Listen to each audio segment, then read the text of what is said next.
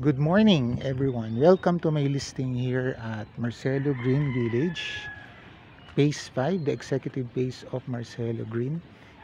It's a corner lot. The total area is 612, consists of two lots, 342 and 270 square meters. Okay, this property is located along Nakar Street and Coral Street. So this is the neighborhood of this property. Okay, for the Nakar, the lot is facing west. Okay, facing west.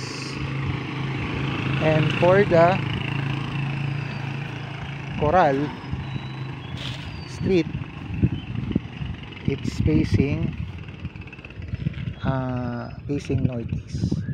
Okay, this space in Marcelo is gated, and it has 24-hour security and CCTV camera with roving guards.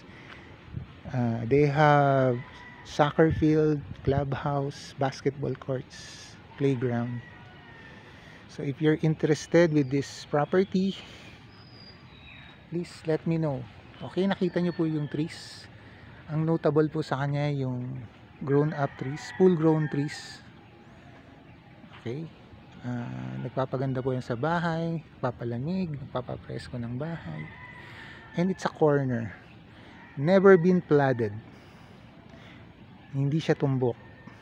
Okay, so thank you, God bless, bye.